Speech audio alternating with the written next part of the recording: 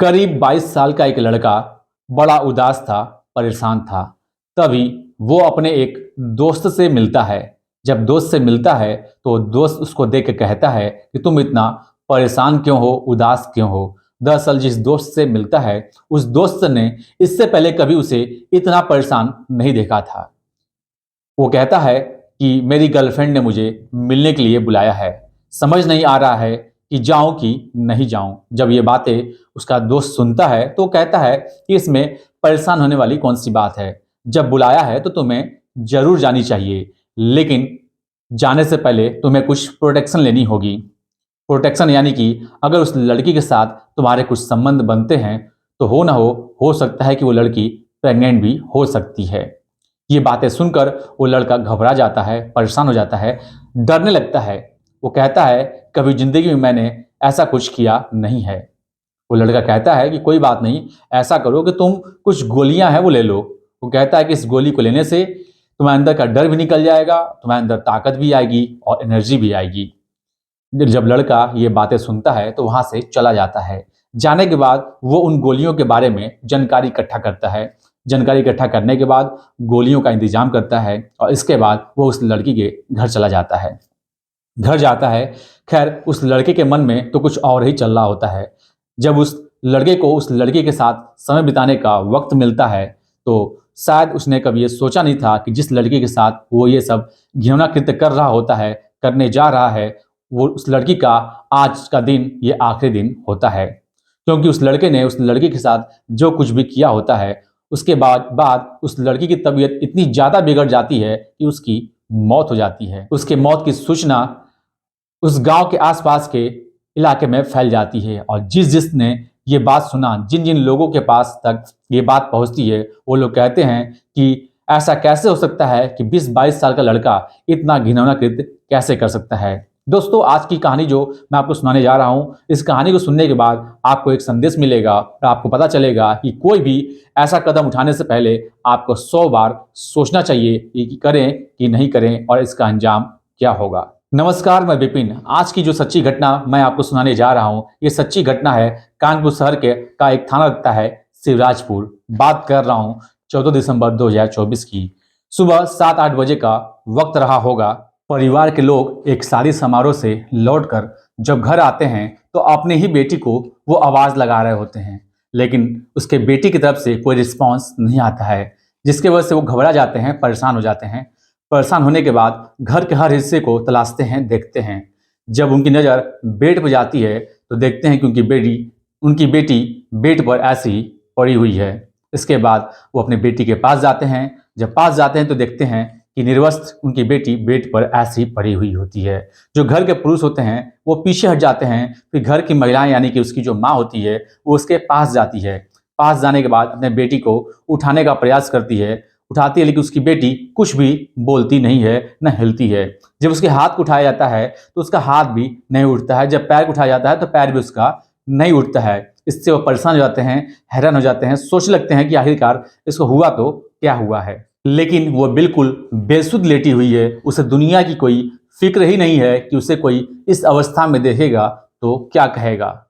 यानी कि जिस अवस्था में वो पड़ी हुई होती है उसी अवस्था में पड़ी रहती है। यानी कि उसका शरीर जो होता है पूरी तरह से अकड़ चुका होता है। वैसे कहते हैं कि कोई अगर इंसान जिस अवस्था में मर जाए, मरने के 8 घंटे तक उसका शरीर उसी अवस्था में वैसे ही पड़ा रहता है। बेटी के इस अवस्था को देखकर परिवार के लोगों की आंखें खुली की खुली रह जाती हैं। इसके बाद जो उसकी माँ होती है वो रोने लगती है। वो समझ नहीं पाती थी कि आखिरकार इसके साथ हुआ क्या है। रोता हुआ देख परिवार के अन्य सदस्य भी रोने लगते हैं। उनके रोने की जो आवाज़ होती है वो घर के आसपास के लोगों के घरों तक जाती है। इसके बाद आसपास के लोग भी वहां आ जाते हैं। उसकी माँ जो होती है वो चादर से अपने बेटी के शरीर को ढक देती है। वहीं कोई व्यक्ति होता है जो पुलिस को फोन कर देता है। इसके बाद पुलिस को जैसे ही इस घटनाक्रम के बारे में सूचना मिलती है, पुलिस फौरन वहां मौके पर पहुंच जाती है और साथ ही फॉरेंसिक टीम भी पहुंच जाती है। पुलिस आती है, पुलिस अपना काम कर रही होती है, फॉरेंसिक टीम जो होती है वो अपना काम कर रही होती है। फिलहाल जो लड़की होती है उसके लाश को पुलिस कब्जे में लेकर पोस्टमार्टम के लिए भेज देती है। पोस्टमार्टम के लिए भेजने के बाद पुलिस उसके परिवार के लोगों से पूछती है कि जब आपके बेटी के साथ ये सब हुआ था तो आप लोग कहाँ थे। उस परिवार के लोग बताते हैं कि वो लोग कानपुर देहात में एक असालतगंज जगह होता है, उसी जगह पे एक शादी समारोह में वो लोग गए होते हैं। वो बताते हैं कि वो अपने बेटी से भी बोले थे कि चलो शादी समारोह में चलते हैं, तो बेटी साफ मना कर देती है, कहती है कि मुझे नहीं जाना है। फिर उसी घर का एक बेटा होता है जिसका घर वहां से कुछ ही दूरी पर होता है। वो उनकी उसकी पत्नी वहां आती है और कहती है कि मेरी 5 साल की बेटी तो इसी के साथ सोई थी। फिर पुलिस उस 5 साल की बेटी से पूछताछ करती है, लेकिन वो बेटी जो 5 साल की होती है कुछ भी बताने में असमर्थ होती है। फिलहाल पुलिस अपना जांच पड़ताल करती है। जांच पड़ताल में वो घर के एक एक सामान को उठाकर बारीकी से देख रही थी कि कहीं से कोई सुराग मिल जाए। इसी बीच में पुलिस को वहाँ एक रैपर मिल जाता है। जब उस रैपर की जांच की जाती है तो पता चलता है कि ये वो गोली है। इस गोली को खाने से किसी भी इंसान के सेक्स पावर को बढ़ाया जा सकता है। साथ ही पुलिस और बारीकी से जांच करती है तो पुलिस को वहाँ कुछ आपत्तिजनक यानी कि प्रोटेक्शन किट भी वहां मिलता है, जिसको देखकर पुलिस को लगता है कि हो ना हो जरूर इस लड़के के साथ कुछ गंदा कृत्य हुआ है, कुछ घिनौना कृत्य हुआ है। पुलिस इतना तो समझ जाती है, लेकिन पुलिस को चाहिए था कि ये जो गंदा कृत्य था ये किसने किया है, कब किया है और वो कहाँ का रहने वाला है। पुलिस को ये सारी बातें पता नहीं चल रही थी। पुलिस परेशान होती है, जांच पड़ताल में और जुट जाती है, आसपास के लोगों से पूछताछ कर रही होती है। इसके बाद जो 5 साल की बच्ची होती है, पुलिस उसको दुलार से, प्यार से, पुचकार से पूछती है, कहती है कि बेटा क्या तुमने किसी को देखा है। दरअसल पुलिस उससे पहले जो उस बेटी के यानी उस लड़की के माँ बाप होते हैं, जो उसके परिवार के लोग होते हैं, उनसे पूछती है कि क्या आपको पता है कि आपकी लड़की का किससे मेल मिलाप था, वो किससे मिलती जुलती थी, किससे फोन पे बातें करती थी।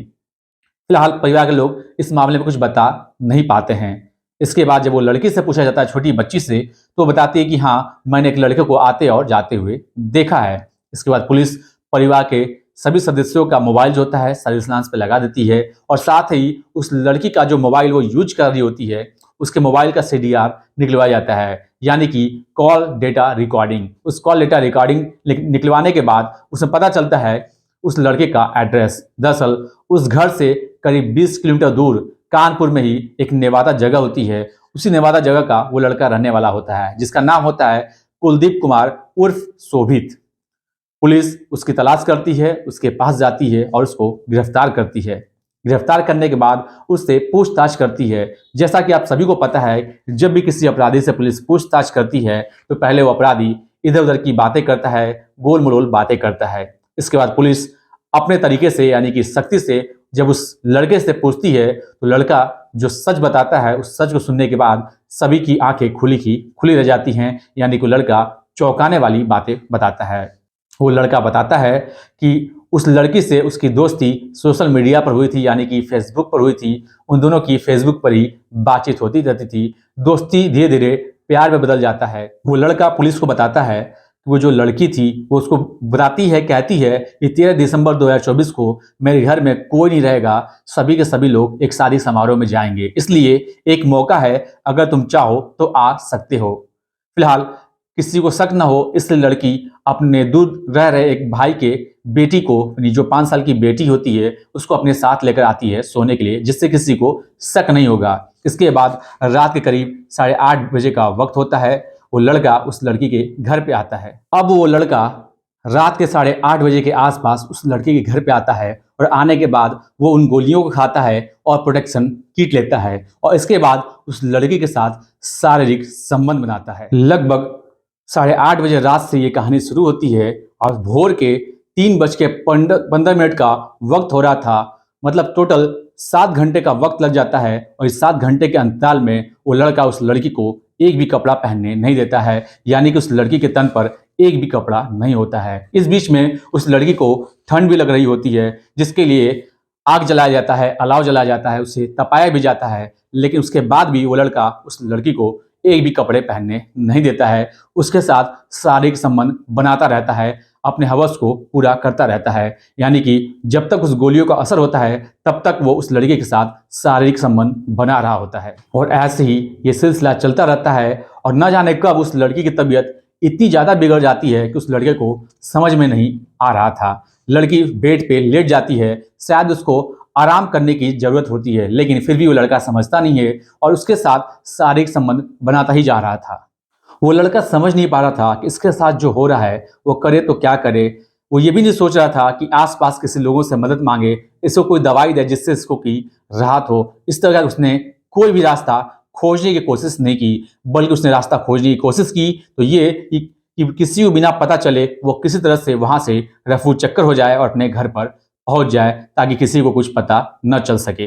अगले दिन 14 दिसंबर 12 बजे के आसपास का वक्त रहा होता है। सोशल मीडिया पर एक खबर काफ़ी तेज़ी से वायरल हो रही होती है कि एक पास का एक गाँव है, वहाँ की एक लड़की होती है जिसके परिवार के लोग एक शादी समारोह में गए होते हैं और अचानक उस लड़की की मौत हो जाती है। जब वो लड़का इन खबरों को सुन रहा होता है, देख रहा होता है, तो उसको लगता है कि कहीं न कहीं पुलिस उसे गिरफ्तार कर ही लेगी। और आखिरकार 17 दिसंबर 2024 को जब पुलिस ने उस लड़के को गिरफ्तार किया, तो उसके वकील ने शायद उसको बताया होगा कि ये जो आपने शारीरिक संबंध बनाए हैं, ये सहमति से बना है, दोनों के सहमति से बना है, तो इस मामले में तुम्हें कोई सज़ा नहीं होगी। लेकिन पुलिस ने इस मामले में जो अपना बयान दिया, वो वाक़ई काबिल-ए-तारीफ़ दिया था। पुलिस ने कहा कि लड़की माना कि शारीरिक संबंध जो बने वो सहमति से बने, लेकिन जो लड़की होती है वो नाबालिग होती है, यानी कि उस उम्र जो होती है 18 साल से कम होती है। इसलिए उस लड़के के ऊपर बलात्कार का केस लगाया जाता है और साथ ही